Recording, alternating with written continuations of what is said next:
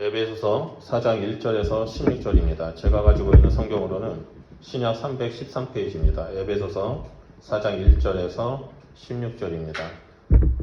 다 찾으신 줄 믿고 우리 한 목소리로 우리 1절부터 16절까지 읽도록 하겠습니다. 시작. 그러므로 주 안에서 갇힌 내가 너희를 권하노니 너희가 부르심을 받은 일에 합당하게 행하여 모든 겸손과 온유로 하고 오래 참음으로 사랑 가운데서 서로 용납하고 평안에 매는 줄로 성령이 하나 되게 하신 것을 힘써 지키라.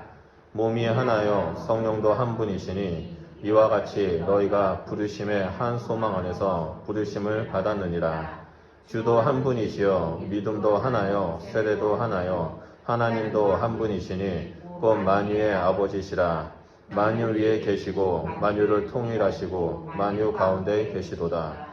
우리 각 사람에게 그리스도의 선물의 분량대로 은혜를 주셨나니 그러므로 이르기를 그가 위로 올라가실 때에 사로잡혔던 자들을 사로잡으시고 사람들에게 선물을 주셨도다 하였도다.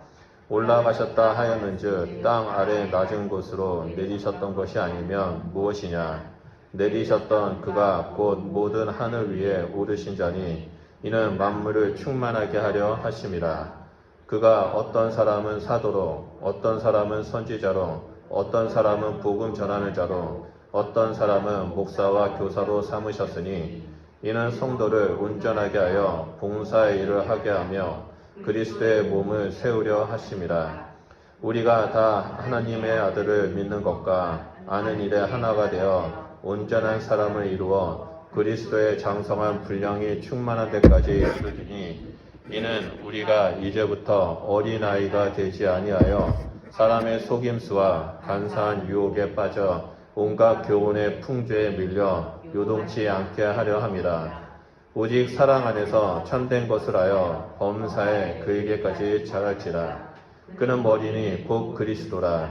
그에게서 온 몸이 각 마디를 통하여 도움을 받음으로 연결되고 결합되어 각 지체의 분량대로 역사하여 그 몸을 자라게 하며 사랑 안에서 스스로 세우느니라. 아멘. 저는 오늘 본문 말씀을 주제로 부르심에 합당한 삶이라는 주제로 은혜를 나누고자 합니다. 최근 몇 개월 동안 한국 교회에서는 교파와 상관없이 교회 지도자들이 모여서 심포지엄을 많이 하고 있습니다. 거기는 이제 목사님들도 있고 신학교 교수님도 있고 다 같이 모여서 심포지엄을 하는데요. 대부분의 심포지엄의 주제가 한국 교회의 문제점에서 벗어나 온전한 교회를 세우는 것이었습니다. 최근에 심포지엄에서 발표한 논문이나 뉴스를 보게 되면 한국 교회의 문제점들에 대해서 열거하면서 교회의 개혁, 말씀으로 돌아가야 한다라는 것을 끊임없이 외치고 있습니다. 사실 이러한 일들은 최근에 일어나는 일들이 아니라 몇 년 전부터 일어난 일들입니다. 이러한 외침에 뜻 있는 목회자들과 성도들이 교회의 회복, 신앙의 회복을 위해 기도하고 다양한 말씀 훈련 프로그램들을 진행하고 있습니다. 이렇게 여러 노력이 있음에도 불구하고 아직 교회 내에는 해결되지 않은 문제가 있는데요. 그것은 바로 교회의 분열과 갈등입니다. 자신의 생각과 다르다는 이유 때문에 갈등이 생기고 세대 간에도 갈등이 생깁니다. 그래서 교회가 분열되고 있는 것이 오늘날의 현실입니다. 지난 2월 16일 날 한국복음주의협의회가 조찬 기도회와 심포지엄을 가졌습니다. 그래서 심포지엄의 주제는 부활적 연합 예배와 한국 교회의 일치였습니다. 이때 발표되었던 논문과 뉴스를 보면 한국 교회에는 현재 교단이 300개 이상 있다고 합니다. 그 중에 대한예수교 장로회 교단이 250개 이상이고요. 모든 교단, 이단이 아니라 순수 복음주의 교회의 그 교단이 300개가 넘는다라고 발표했습니다. 그러면서 한국 교회의 가장 큰 약점이자 위기가 무엇이냐면 끊임없는 교회의 분열, 교파 분열이다라고 발표하면서 하나님의 지도자들, 그 교회의 지도자들이 다 같이 모여서 회개하고 성령의 도우심을 구하는 시간을 가졌습니다. 그러면서 계속해서 말씀 가운데 돌아가야 한다는 것을 다시 한번 발표하는 시간을 가졌습니다. 이때 유독 저의 눈에 들어왔던 내용이 있었습니다. 그것이 뭐냐면 교회의 분열을 막기 위해서 교회의 물질주의, 성장주의, 권력 지향적인 모습을 탈피해서 예수님의 친숙하고 겸손한 모습을 닮아야 한다라고 발표를 했습니다. 사실 성경에 기록된 예수님을 보면 예수님은 강력한 권위나 권력을 가지고 강력한 리더십을 발휘하지 않으셨습니다. 오히려 예수님은 가난하고 소외된 사람들에게 친구가 되어주셨고 그들과 함께 울고 웃으면서 마음을 나누는 그런 섬기는 리더십을 보여주었습니다. 하지만 이 본질이었던 하나님의 말씀에 어긋나면서 사람들이 그 예수님의 리더십을 강력한 권력으로 바꾸기 시작합니다. 하나님의 말씀에 대해서 온전히 바라보면서 예수님의 모습을 닮아가야 되는데 권위주의, 또한 물질주의, 성장주의 그런 것들이 나타나서 교회가 조금씩 변질되었다라고 말합니다. 예수님의 제자들도 마찬가지이죠. 예수님의 제자들은 말씀에 근거해서 진리를 선포하셨던 모습을 보여줬습니다. 그리고 온 세계 가운데 세상과 타협하지 아니하고 오직 말씀대로 살아가기를 가르쳤습니다. 그런데 시간이 지나면서 이런 영적인 권위가 권력이라는 개념과 섞이기 시작합니다. 그 결과 내 믿음, 내 생각과 다르면 갈등이 일어나고 분열이 일어나는 것이 오늘날 교회의 현실입니다. 사도 바울이 사역했던 이 1세기 초에도 마찬가지였습니다. 우리가 잘 알고 있는 것처럼 고린도 교회는 계파 갈등이 너무 심했죠. 베드로파, 아볼로파, 사도 바울파, 심지어 예수파 이런 식으로 해서 계파 갈등이 너무나 심해지니까 바울이 고린도전서 13장을 통해서 사랑은 이런 거야. 사랑은 이런 거니까 너희는 계파로 분열되는 것이 아니라 서로 사랑으로 섬기면서 하나가 돼야 된다라고 가르쳐줬습니다. 야고보서도 마찬가지죠. 사람의 겉모습, 사람의 외모를 보면서 돈이 있고 없고의 차이를 가지고 차별을 하니까 야고보가 너의 믿음을 행함으로 드러내라라고 말했습니다. 사도 요한 역시 하나님은 사랑이다라고 말하고 너희도 서로 사랑하라라고 가르쳤습니다. 오늘 본문의 배경이 된 에베소서 교회도 마찬가지입니다. 이 에베소 교회 역시 이방인과 유대인의 갈등이 일어나기 시작합니다. 그래서 바울은 1장과 3장에서 성도의 본질인 정체성을 가르쳐주고 구원의 은혜, 신앙의 원리에 대해서 알려주었습니다. 그리고 오늘 본문 말씀인 4장부터는 구원받은 성도들의 실질적인 삶, 성도들이 실천해야 하는 삶에 대해서 알려주고 있습니다. 이를 위해서 바울은 1절에 이렇게 말합니다. 그러므로 주 안에서 같이 내가 너희를 권하노니 너희가 부르심을 받은 일에 합당하게 행하여 라고 말합니다. 여기서 부르심을 받은 일이란 구원을 받아서 하나님의 은혜를 누리는 자가 되었다라는 것을 말합니다. 다시 말해서 하나님의 은혜를 누리면서 살아라라고 말하는 겁니다. 우리 모두는 하나님의 은혜를 받았습니다. 은혜를 받았기 때문에 우리는 구원을 받았고 주일날 주님 앞에 나아가 예배를 드립니다. 그런데 하나님의 은혜를 받았다라는 것은 오직 예수님을 믿고 구원받았다라는 그 은혜만을 말하는 것이 아닙니다. 예수님을 믿는 그 순간부터 지금까지 살아오는 모든 순간순간이 다 하나님의 은혜라는 사실입니다. 또한 앞으로 우리가 주님을 만나뵐 그날까지 살아가는 모든 시간들이 다 하나님의 은혜입니다. 우리가 하루하루를 살아가는 것과 우리가 숨을 한번 들여 마시는 것과 내쉬는 모든 것이 다 하나님의 은혜입니다. 그리고 무엇보다도 가장 큰 은혜는 영원한 죽음에서 영원한 생명으로 옮겨지는 구원의 은혜입니다. 우리 모두는 이 하나님의 은혜로 부르심을 받은 자가 되었습니다. 하늘에 속한 신령한 복을 받았고 그 결과 하나님의 가족이 되었고 시민이라는 정체성을 소유한 자가 되었습니다. 바울은 그럼 우리에게 부르심에 합당한 삶을 살아야 한다라고 말합니다. 은혜를 누리면서 살아야 한다라고 말합니다. 여기서 합당하게라는 말은 히브리어로 악시오스인데요. 그 말의 헬라어 원문의 뜻은 무엇이냐면 다른 들보를 하나 더 세워야 한다는 겁니다. 다른 들보, 다시 말해서 다른 기둥을 하나 더 세우는 것은 그리스도인의 삶 속에서 합당한 기준을 세우라는 거죠. 그 합당한 기준이 무엇입니까? 바로 하나님의 말씀입니다. 그래서 신앙의 고백과 그에 맞게 실천을 행하는 삶, 균형 있는 삶을 살라는 거죠. 너희가 예수님을 믿는다라고 고백한다면 말씀에 준행하는 삶을 살아라. 그리고 그 말씀에 준행하는 삶이 바로 다음과 같다라고 세 가지를 말합니다. 그 세 가지가 무엇이냐면 첫째로 성령께서 하나 되게 하신 것을 힘써 지키라라고 말합니다. 그리고 3절 말씀입니다. 평안에 매는 줄로 성령이 하나 되게 하신 것을 힘써 지키라라고 말씀하시죠. 여기서 말씀을 보면 너희가 하나 되도록 힘써라라고 말하지 않습니다. 이미 성령님께서 평안에 매는 줄로 하나 되게 하셨으니 너희는 하나 된 것을 힘써 지켜라라고 말한 것입니다. 구원의 은혜를 받은 성도가 마땅히 해야 할 것은 성령님께서 하나 되게 하신 것을 힘써 지키는 겁니다. 여기서 힘써라는 헬라어 원문의 뜻은 온갖 노력을 다하라는 겁니다. 그리고 지키라는 말의 헬라어의 원문의 의미는 이미 소유하고 있는 것을 잃어버리지 않도록 지키라는 의미입니다. 성령님께서 이미 우리에게 오셔서 복음 안에서 하나됨을 이루어 주셨습니다. 성도된 우리는 이 하나된 것을 힘써 지켜야 된다는 거죠. 온갖 노력을 다해서 하나님의 은혜의 결과인 하나됨을 지켜야 한다는 겁니다. 이제 그 은혜의 결과인 하나됨을 잃어버리지 않기 위해 우리는 온갖 노력을 지키는 자가 되어야만 한다는 거죠. 온갖 노력을 하는 자가 되어야 한다는 겁니다. 이렇게 성령님께서 하나 되게 하신 것을 지켜야 하는 중요한 이유를 4절과 6절에 말씀하십니다. 몸이 하나요 성령도 한 분이시니 이와 같이 너희의 부르심의 한 소망 안에서 부르심을 받았느니라. 주도 한 분이시요 믿음도 하나요 세례도 하나요 하나님도 한 분이시니 곧 만유의 아버지라. 만유 위에 계시고 만유를 통일하시고 만유 가운데 계시도다. 여러분 믿으십니까? 우리 하나님은 한 분이십니다. 한 분이신 하나님께서 우리를 부르셨습니다. 또한 한 분이신 예수 그리스도를 믿음으로 우리는 구원받았습니다. 그리고 한 분이신 성령님으로 말미암아 우리는 세례를 받고 한 몸이 되었고 한 공동체가 되었고 한 교회를 이루었습니다. 그렇기 때문에 한 신앙 공동체인 교회가 분열되지 않고 하나됨을 지키는 것이 바로 우리의 책임 안에 있다는 것입니다. 그렇다면 우리가 어떻게 해야지 하나됨을 지킬 수 있을까요? 바울은 2절에 아주 친절하게 우리에게 말해줍니다. 2절 말씀을 보면 모든 겸손과 온유로 하고 오래 참음으로 사랑 가운데 서로 용납하고 라고 나옵니다. 우리가 성령님께서 하나됨을 이루신 것을 지키기 위해서는 성령의 열매인 겸손과 온유와 오래 참음과 사랑 안에서의 용납입니다.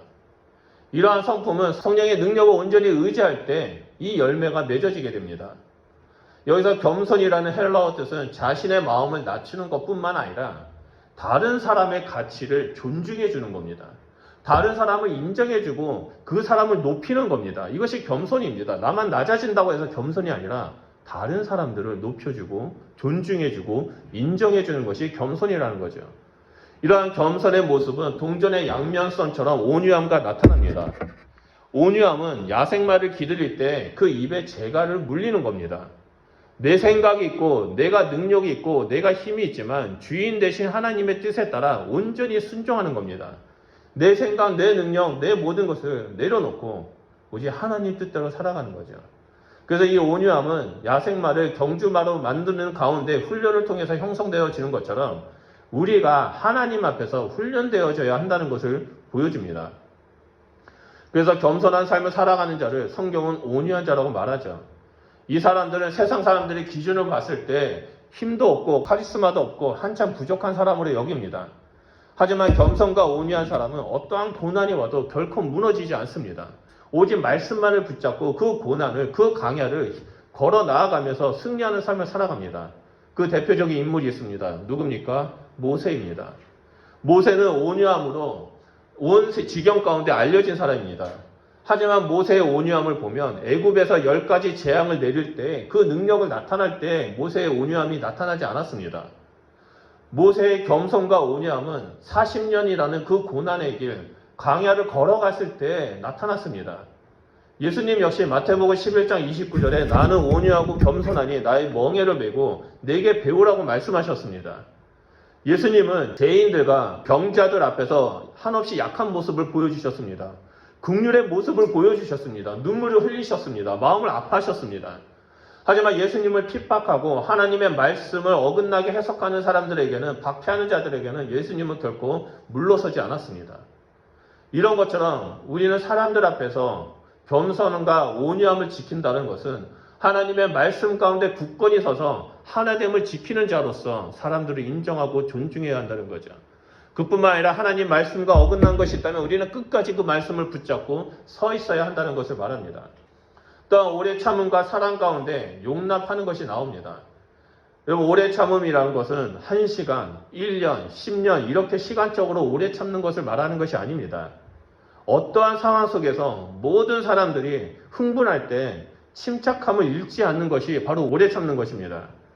또한 오래 참는 것이란 다른 사람이 온갖 허황된 소리로 비방하고 공격할 때 맞서 싸우는 것이 아니라 그 공격 가운데도 묵묵히 하나님만을 붙잡고 견디는 것이 오래 참는 것입니다. 이렇게 견디면서 끝나는 것이 아니라 오히려 이 사람들은 한 걸음 더 나아가서 사랑으로 그 사람을 용납하고 받아들여야 된다는 것을 오늘 말씀을 통해서 볼 수 있습니다. 그래서 여기서 용납이라는 것은 담요로 덮어준다는 거죠. 사랑의 담요로 다른 사람의 허물을, 나를 비방하고 나를 공격하는 사람의 그 허물을 덮어준다는 겁니다. 이렇게 겸손과 온유와 오래 참과 사랑 안에서 용납할 때 하나됨을 지킬 수 있습니다. 그리고 이러한 성품들은 성령의 열매이기 때문에 날마다 성령 충만함을 위해 기도하고 성령님을 의지할 때 가능하게 됩니다. 우리가 성령 충만해야 할 이유는 1순위가 성령의 은사를 받기 위해서가 아닙니다. 우리가 성령 충만함을 강구하는 그 이유는, 그 가장 큰 이유 1순위는 그리스도의 몸으로 부르심을 받은 신앙 공동체인 교회, 또한 우리의 가정 다 하나됨으로 지켜야 하기 때문에 성령 충만함이 필요한 겁니다. 그러므로 우리는 날마다 성령 충만함 가운데 하나됨을 지키는 존귀한 하나님의 백성이 되어야만 합니다. 그리고 두 번째로 부르심에 합당하게 행하는 것은 각자에게 주어진 그리스도의 선물의 분량을 기억하는 겁니다. 7절 말씀입니다. 우리 각 사람에게 그리스도의 선물의 분량대로 은혜를 주셨나니 라고 나옵니다.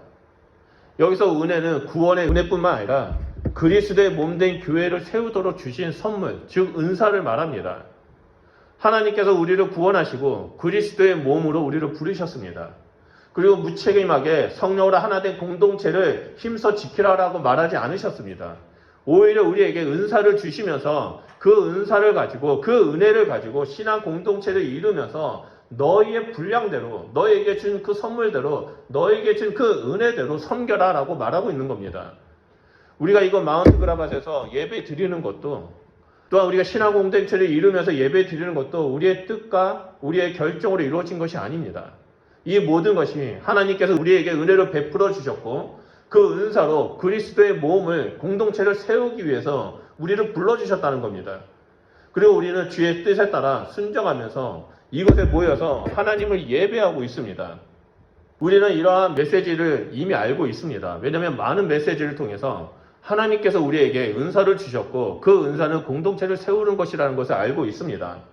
하지만 에베소 교인들은 그러지 못했던 것 같습니다. 그래서 바울은 8절에 시편 말씀을 인용해서 이렇게 말합니다. 우리 다 같이 시편 말씀을 보도록 하겠습니다. 시편 말씀을 보면 그러므로 이르기를 그가 위로 올라가실 때 사로잡혔던 자들을 사로잡으시고 사람들에게 선물을 주셨다 하였도다라고 말합니다. 이 8절 말씀은 시편 68편 18절에 기록된 말씀입니다. 여러분 시편 68편 말씀은 하나님의 임재로 말미암아 전쟁에서 승리한 그 사람들이 찬양을 하는 내용입니다. 이스라엘이 하나님께서 임재하셔서 전쟁에 승리할 수 있었다라고 고백하면서 하나님을 예배하는 겁니다. 왕이 전쟁에서 승리해서 그 적군들에게 사로잡혔던 자들을 해방시켰고 오히려 그들에게 전쟁에서 얻은 전리품을 나눠줬다라는 내용입니다. 바울은 이 말씀을 가지고 예수 그리스도에게 적용을 합니다. 그래서 9절과 10절에 또 이렇게 설명을 합니다. 말씀을 보면 올라가셨다 하였는즉 땅 아래의 낮은 곳으로 내려셨던 것이 아니면 무엇이냐? 내리셨던 그가 모든 하늘 위에 오르신 자니 이는 만물을 충만하게 하려 하심이다 라고 말하고 있습니다. 하늘의 왕이신 예수님께서 이 땅에 오셔서 세상의 권세, 하늘의 권세, 제 권세에 그 악한 영들과 싸워서 승리하셨습니다. 그리고 그들에게 잡혀있는 자들을 해방시켜 주셨죠. 그리고 승리자로서 예수님은 모든 하늘 위로 승천하셨습니다. 근데 승천하셨을 때 그냥 승천하신 것이 아니라 예수님께서 만물을 충만하게 하시기 위해서 은사를 나누어 주셨다라고 말하는 겁니다. 그렇다면 예수님은 왜 우리에게 은혜의 선물을 주셨을까요? 바울은 그것에 대해서 12절에 이렇게 말합니다. 이는 성도를 온전하게 하여 봉사의 일을 하게 하며 그리스도의 몸을 세우려 하심이다 라고 말합니다. 말씀을 보면 우리에게 은혜의 선물을 주신 두 가지 이유가 나옵니다. 그것은 성도를 온전케 하기 위함이고 그 다음에 그리스도의 몸을 세우기 위함이다라는 것입니다. 먼저 성도를 온전케 한다는 것은 이 온전하다의 말에 헬라어 의미는 세 가지의 의미가 있습니다. 헬라어로 카타르시스몬인데 이 말은 의학적인 용어로 사용될 때 뼈가 부러진 사람들을 다시 뼈를 끼워 맞춰서 온전케 되도록 치유한다라는 말입니다. 또 다른 사용 방법은 어부들한테 사용되는데요. 어부들이 그물이 다 찢어져 가지고 그 그물을 수리해서 온전한 그물을 만들 때 카타르시스몬이라는 온전케 하다라는 단어를 사용합니다.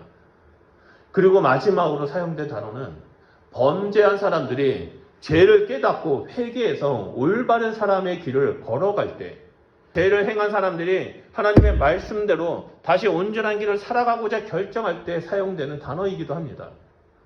이 온전하다라는 이 세 가지의 의미로 봤을 때 예수님은 우리의 그 어그러진 영혼, 상처받은 영혼을 새롭게 하셔서 온전케 하셨다는 것을 볼 수 있습니다. 또한 예수님은 상처받아서 찢어진 우리의 심령을 다시 회복시켜 주셨습니다. 그리고 죄인에서 의인으로 변화시켜 주셨다는 겁니다. 이렇게 우리를 회복시켜 주셔서 봉사하는 자로서 봉사의 일, 즉 서로를 섬김으로 마디마디가 연결되어 예수 그리스도의 몸을 세우는 자로 우리를 불러주셨습니다. 그리고 이 일을 위해서 우리 각자에게 하나님의 은사를 주셨습니다. 성령의 은사를 주셨습니다. 결국 예수님께서 주신 은혜는 서로를 섬기는 은혜임을 알 수 있습니다. 그 섬김의 은혜는 사도, 선지자, 복음 전하는 자, 목사, 교사 다양한 모습으로 나타납니다. 이 모습들은 위아래를 말하는 권위적인 모습, 그런 계급적인 모습이 아닙니다. 수평적인 모습으로서 서로 섬기도록 하나님께서 주시는 은사입니다. 우리는 이 은혜에 따라 섬기는 모습이 다르지만 그 목적은 하나입니다. 그것은 바로 성도를 온전히 세우는 것. 그리고 그리스도의 몸, 그 신앙 공동체를 온전히 세우는 것입니다. 우리가 말씀 가운데 굳건히 섰을 때, 성령 안에 머물 때 우리는 서로를 인정하고 섬기게 됩니다. 그럴 때 교회는 그리스도의 뜻을 이루는 교회가 되고 하나님의 마음에 합당한 교회가 될 수 있다는 것을 오늘 본문 말씀을 통해서 볼 수 있습니다. 그리고 마지막 셋째로 부르심에 합당한 삶은 그리스도의 장성한 분량이 충만한 데까지 이르는 것입니다. 쉽게 말해서 영적으로 성숙하는 삶을 사는 겁니다. 13절 말씀입니다. 13절 말씀을 보면 우리가 다 하나님의 아들을 믿는 것과 아는 일에 하나가 되어 온전한 사람을 이루어 그리스도의 장성한 분량이 충만한 데까지 이르니라고 나옵니다. 말씀을 보면 바울은 성도들에게 온전한 사람을 이루어 그리스도의 장성한 분량이 충만한 때까지 이르라라고 권면하고 있습니다. 여기서 우리가 알아야 할 것이 있습니다. 그것은 그리스도의 장성한 분량이 충만하다는 것은 그 끝이 없다라는 것입니다. 우리가 아무리 하나님을 안다라고 해도, 우리가 아무리 하나님의 은혜를 안다고 할지라도 그 풍성한 은혜 100% 알지 못합니다. 그만큼 하나님의 은혜는 크고 놀랍고 영원하기 때문입니다. 그런데 바울은 그런 우리에게 그리스도의 장성한 분량이 충만한 때까지 이르라라고 말합니다. 이 말은 계속해서 죽을 때까지 너희는 하나님 아는 것을 멈추지 말라라는 거죠. 하나님의 은혜를 아는 것에 대해서 멈추지 말라는 겁니다. 죽을 때까지 너희는 영적 성숙을 이루어야 된다. 영적으로 성장해야 된다는 것을 말하는 말입니다. 우리가 영적 성장을 이루기 위해선 온전한 사람을 이루어야 됩니다. 그리고 이 온전한 사람을 이루기 위해서는 우리가 다 하나님을 믿는 것과 하나님을 아는 일에 하나가 되어야 한다는 거죠. 한 사람만 믿고 한 사람을 안다고 해서 온전한 사람이 될 수 없습니다. 왜냐하면 우리는 그리스도의 몸에 연결된 마디이고 지체이기 때문입니다. 그렇기 때문에 온전한 사람이 되기 위해서는 우리 모두가 다 하나님을 믿고 우리 모두가 다 하나님을 알아야 한다는 거죠. 그러기 위해서 우리의 몸된 교회는, 우리의 신앙 공동체는 하나님의 말씀이 충만해야만 합니다. 성령이 충만해야만 합니다. 하나님의 말씀을 들어야 믿음이 생기고 성령이 충만해야 하나님의 말씀을 깨닫게 됩니다. 그리고 하나님 말씀을 알아야지만 우리가 하나님을 알게 됩니다. 그렇기 때문에 우리 한 사람 한 사람 모두가 하나님의 말씀을 알아야만 합니다. 내가 깨닫고 내가 은혜 받은 말씀이 있다면 나만 알고 기뻐하는 것이 아니라 공동체에 속한 모든 지체들에게 그 은혜를 나눠야만 합니다. 내가 깨달은 은혜를 나누었을 때 그 은혜의 풍성함은 더욱더 배가 되고 풍성해지고 듣는 사람들도 그 은혜 가운데 들어오게 된다는 거죠. 그래야지만 우리 모두가 하나 되어 영적 성숙을 이루게 된다는 겁니다. 우리 모두가 하나 되어 영적 성숙을 이룰 때 그리스도의 장성한 분량에 충만한 때까지 나아갈 수 있게 됩니다. 여러분, 혼자서는 결코 강야를 지나갈 수 없습니다. 혼자서는 결코 그 강야를 걸을 수가 없습니다. 혼자서 강야를 걷는다면 결국엔 죽음에 이르게 됩니다. 하지만 우리 모두가 함께 하나님의 말씀으로 똘똘 뭉쳐서 하나 될 때 그 어떠한 강야가 우리 앞에 있다 할지라도 우리는 능히 이겨내며 걸어갈 수 있습니다. 그렇기 때문에 우리 성도님들은 날마다 하나님의 말씀을 알고 깨닫고 은혜 받은 것이 있다면 주변 분들에게 알리는 자가 되어야 됩니다. 그래서 그분들도 풍성한 은혜 가운데 나오도록 우리는 초청해야 한다는 거죠. 바울은 14절에 이렇게 말합니다. 이는 우리가 이제부터 어린아이가 되지 아니하며 사람의 속임수와 간사한 유혹에 빠져 온갖 교훈의 풍조에 밀려 요동하지 않게 하려 함이다라고 나옵니다. 우리 모두가 하나 되어 말씀 안에 서 있지 못한다면 온갖 유혹에 빠지게 됩니다. 사람의 속삭임과 간사한 유혹에 빠지게 됩니다. 그리고 그 공동체에 속한 사람들은 어린아이가 된다고 말하죠. 그 어떠한 속임수와 간사한 유혹과 온갖 세상의 가치관들이 몰려들면서 요동하게 됩니다. 반면에 하나님 앞에 굳건히 서 있고 말씀 안에 서 있는다면 어떠한 유혹이 온다 할지라도 우리는 흔들리지 아니하고 미성숙한 어린아이의 모습이 아니라 어린아이에서 어린 청년으로 영적인 아비로서 우리는 성장하게 됩니다. 우리 금요일날 기도했던 내용처럼 여러분 영국에 있는 대성당의 모습을 보십시오. 간사한 유혹에 빠져서 밤마다 나이트 클럽이 돼가지고 그 큰 성당이 그것 한 개만 있는 것이 아니라 영국 전역에 있는 성당에 밤마다 나이트 클럽이 되어서 술을 마시고 춤을 추는 그 이런 일들 얼마나 참담합니까? 여러분, 하나님의 말씀이 없는 곳에는 그 유혹에 빠져서 요동케 되는 일들이 일어납니다.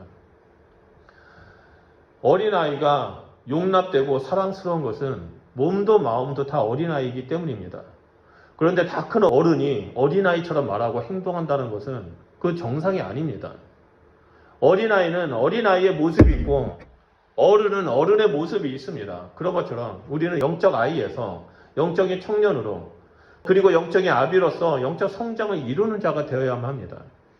이를 위해서는 나만 영적 성숙을 이루는 것이 아니라 우리 모두가 다 함께 영적 성장을 하기 위해서 서로를 돕고 은혜를 나누며 나아가야 한다는 겁니다. 그러한 성도들의 모습에 바울은 15절과 16절에 이렇게 말합니다. 우리 중요한 말씀이니까 우리 15절, 16절은 다 같이 읽도록 하겠습니다. 시작. 오직 사랑 안에서 참된 것을 하여 범사에 그에게까지 자랄지라. 그는 머리니 곧 그리스도라. 그에게서 온몸이 각 마디를 통하여 도움을 받음으로 연결되고 결합되어 각 지체의 분량대로 역사하여 그 몸을 자라게 하며 사랑 안에서 스스로 세우느니라. 아멘. 우리는 사랑 안에서 참된 것을 말하며 범사에 그리스도까지 자라야만 합니다. 이것은 사랑과 참된 것, 다시 말해서 진리 가운데 성장하는 것을 말합니다. 가끔씩 사람들을 보면 어떤 분들은 사랑이 충만한데 진리가 없는 분들이 있습니다. 그래서 그분들은 진리가 아닌 여러 가지의 말에 흔들리면서 그런가라는 잘못된 판단을 하는 경우가 있습니다. 반면에 사랑은 없는데 진리만 말하는 분들이 또 있습니다. 그런 분들은 또 상대방에게 상처를 주는 일들이 일어납니다. 그렇기 때문에 공동체 안에서는 사랑 안에서 진리를 말하는 것이 매우 중요합니다. 그 둘 중에 어떠한 것도 버릴 수가 없습니다. 왜냐하면 성령님은 진리의 영이시고 하나님은 사랑이시기 때문입니다. 우리 역시 사랑과 진리의 균형을 이루면서 그리스도에게까지 자라야만 합니다. 우리가 이 사랑과 진리로 서로를 돕고 도움을 주어야만 합니다. 도움을 받으면서 우리는 머리 대신 예수 그리스도와 마디마디가 연결되기 때문입니다. 그래서 각 지체의 분량대로 서로 섬기면서 그 몸인 교회가 자라나야 하고 또한 사랑 안에서 스스로 세우는 자가 되어야만 합니다. 어떠한 것도 신앙생활을 하는데 목표가 될 수 없습니다. 오직 예수님만이 우리의 목표가 되어야 하고 예수님만이 우리가 나아가야 할 길이 되어야만 합니다. 예수님이 우리의 신앙의 목표가 되지 않는다면 내가 인정받기 위해서, 내가 주도권을 가지기 위해서 서로 싸우는 일들이 일어나고 있습니다. 오직 예수님만이 우리의 목표가 되시고 우리의 도움이 되신다는 것을 우리는 기억해야만 합니다. 우리가 예수님 앞에서 딱 달라 붙어 있는다면, 머리 대신 예수님 앞에 붙어만 있다면 우리는 예수님으로부터 사랑과 진리의 은혜를 공급받게 됩니다. 그리고 그 사랑과 은혜의 진리를 이웃들에게, 지체들에게 나눠주면서 서로 도움을 주고 도움을 받으면서 함께 온전한 몸을 이루게 됩니다. 저는 저희 교회가 이런 교회가 되었으면 좋겠다라고 생각합니다. 저를 포함해서 그리스도의 몸을 이루는 우리 성도님들 한 사람이 하나님의 말씀 가운데 굳건히 서서 성령 안에서 사랑과 진리를 행하며 하나됨을 이루는 신앙 공동체를 만들기 소원합니다. 그래서 서로를 사랑 안에서 붙잡아주고 진리로 세우며 세상 가운데 참된 교회의 본을 보이고 하나님 마음에 합당한 신앙 공동체를 이루기를 소원합니다. 그러기 위해서는 우리는 성령님께서 하나됨을 이루신 것을 힘써 지켜야만 합니다. 우리 각자에게 주신 그 풍성한 은혜, 그리스도의 선물, 그 은사들을 기억하면서 서로를 존중하고 인정하며 섬기는 자가 되어야만 합니다. 그래서 다 함께 말씀 가운데 머물면서 성령 안에서 모두 다 영적 성장을 이루는 자가 되어야만 합니다. 그럴 때 우리를 통해 하나님은 이 땅에 하나님의 살아계심과 하나님의 영광을 선포하실 것입니다. 또한 우리 교회는 날로 영적으로 성장하게 될 것이라 믿습니다. 오늘날 교회는 본질적인 것을 떠나서 교회의 성장주의와 여러 가지로 인해서 분열되고 있습니다. 그런 가운데 많은 교회 지도자들이 모여서 이제는 그러한 것들을 버리고 말씀 가운데 굳건히 서야 한다라고 지금 외치고 있습니다. 우리 교회도 마찬가지입니다. 우리 교회도 이 마지막 때 성령 안에서 말씀 안에 머물며 오직 하나됨을 지키며 주님만을 바라보는 그런 교회가 되길 소원합니다. 그러므로 오늘 함께 예배드리는 시티 순복음교회 우리 성도님들은 부르심에 합당한 삶을 통해 하나됨을 이루고 하나님의 영광을 선포하는 존귀한 예수 그리스도의 제자가 되시길 주님의 이름으로 축원드립니다. 우리 말씀을 기억하면서 기도하며 나아가도록 하겠습니다. 우리 시간 기도할 때 하나님 우리 교회 가운데 말씀의 충만함을 부어주십시오. 하나님 우리 교회 가운데 성령의 역사심이, 성령의 충만하심이 나타나도록 우리 가운데 부어주십시오. 우리 한 사람 한 사람 가운데 하나님께서 주시는 신령한 은사들을 깨닫고 개발하며 서로를 섬기는 자가 되게 해주십시오. 상대방을 인정하고 존중하면서 하나됨을 이루며 하나님의 은혜를 나누는 주님의 백성이 되게 해주십시오. 그래서 이 땅에서, 특히 호주 땅에서, 브리스번 땅에서 하나됨을 이루는 교회, 하나님 말씀 가운데 머무는 교회, 사랑의 하나님을 드러내는 교회가 되도록 하나님 우리 교회 가운데 또 우리의 삶 가운데, 나의 삶 가운데 역사하여 주십시오라고 우리 시간에 다 같이 주여 삼청하며 기도하도록 하겠습니다.